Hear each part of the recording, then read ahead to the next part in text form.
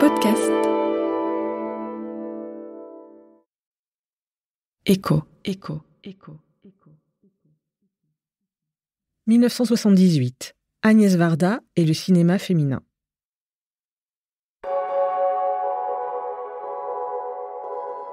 Agnès Varda est une cinéaste et plasticienne française, née en 1928 à Ixelles, en Belgique.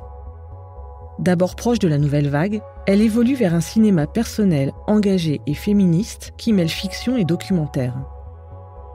Sa filmographie, composée de plusieurs succès parmi lesquels Cléo de 5 à 7, Santoine Ilois ou encore Les Glaneurs et la glaneuse, lui vaut un Oscar d'honneur en 2017.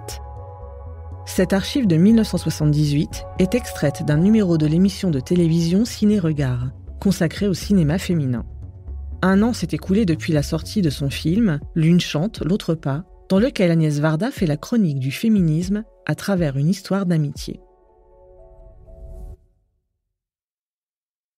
Le cinéma féminin, ça existe de plus en plus.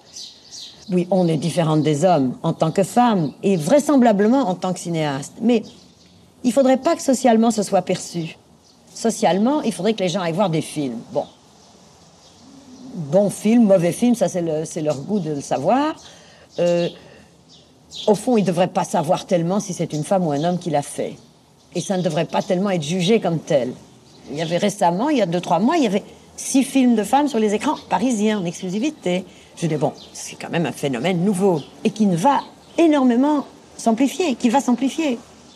Ça veut dire qu'il faudra faire face dans très peu de temps à un phénomène complètement naturel.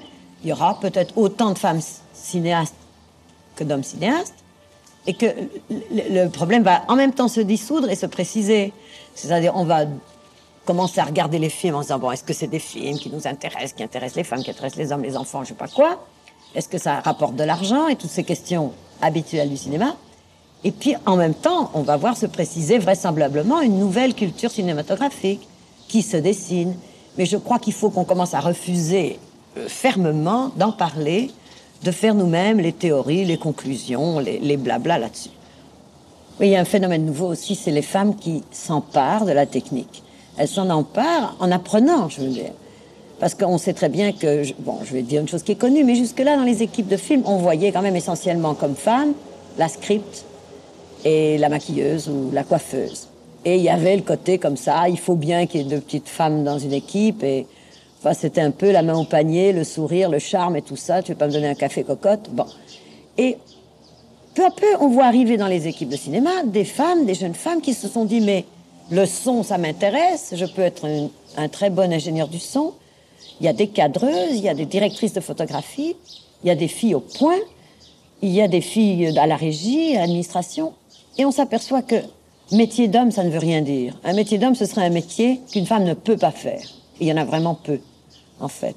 Donc c'est un métier fait par les hommes jusqu'à présent, qui est en train d'être fait par les femmes. Et à mesure que les femmes se familiarisent avec la technique et la possèdent naturellement, on change aussi le cinéma. Donc, on verra des sujets différents. Non seulement parce que les femmes veulent parler autrement et de choses différentes, mais parce que le goût général va se changer. Ça, c'est sûr. Et que les femmes parlent surtout des femmes et d'abord des femmes, c'est assez normal. Finalement, le problème n'est pas de parler des femmes ou de parler d'autre chose. C'est qu'un regard de femme, une sensibilité de femme, c'est pas pareil. Même si un artiste est asexué, dans les critiques d'art, ils disent toujours ça. Les anges et les artistes n'ont pas de sexe. N'empêche que le regard des gens, c'est quelque chose qui est sexué, justement. Et je crois qu'un regard de femme sur la politique, sur un paysage ou sur des sentiments, n'est pas le même. Alors, on peut blablater là-dessus, ça c'est sûr. Moi, je le sais depuis toujours. Pour moi-même, pour mon travail, je le sais depuis toujours. Mais je le sais un petit peu mieux depuis récemment, depuis qu'il y a d'autres femmes. Moi, ça me met terriblement à l'aise que des femmes viennent comme ça et deviennent... Elles sont tellement douées. Moi, ce qui me frappe, c'est que les premiers films de femmes qu'on voit, et pas seulement en France, vous savez que c'est un phénomène éclaté dans le monde, qu'il y a des femmes cinéastes qui se lèvent et qui poussent comme la mauvaise herbe partout. Et ça, je crois que si on les arrache, elles repousseront, parce que c'est vraiment vivace, absolument vivace. Ce qui me frappe, c'est leur talent. c'est que ces femmes qui apparaissent de nulle part. C'est vraiment des phénomènes comme dans le désert. C'est quand tout d'un coup, il y a 3 ou 4 indigènes, on se dit, mais oui, où est-ce qu'ils étaient avant? Les femmes sont... Je ne sais pas même d'où elles sortent. Moi qui croyais les connaître, les femmes cinéastes dans le monde, parce qu'en général, j'avais des contacts avec elles et tout. Maintenant, elles apparaissent de partout, une sorte de génération spontanée, douée. Et bon, même si je sais très bien que d'un point de vue général, on dit « Oh, c'est pas si bien que ça », ou est-ce que c'est le Eisenstein, le Wells féminin, le machin. Ça, c'est une autre question. Je ne sais pas si les femmes souhaitent être des Wells, des Eisenstein et des génies. Je ne sais pas si le génie intéresse les femmes.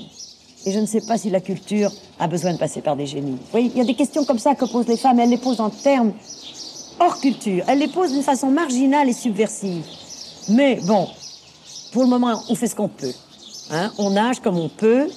On fait des films. Et alors, je crois qu'il faut se dire, voilà, ça va s'accumuler comme ça. Et puis, quand il y aura des centaines de films de femmes, on va bien voir qu'il y a des films formidables là-dedans. Et puis, celles qui viennent, je veux dire, elles vont être peut-être encore plus douées par le fait que ça va devenir si naturel, ça va devenir... Il y aura tellement moins l'idée, c'est un film de femmes qui doit se faufiler, etc. Puis il y aura des femmes dans tous les postes. Actuellement, curieusement, si vous voulez, il y a une tolérance encore gentille, mais c'est pas en place, si vous voulez. C'est pas encore naturellement accepté. Écho est un podcast produit par l'INA. Merci d'avoir écouté cet épisode. N'hésitez pas à lui mettre 5 étoiles s'il vous a plu et à vous abonner pour ne rater aucun nouvel épisode. Rendez-vous chaque lundi sur Écho.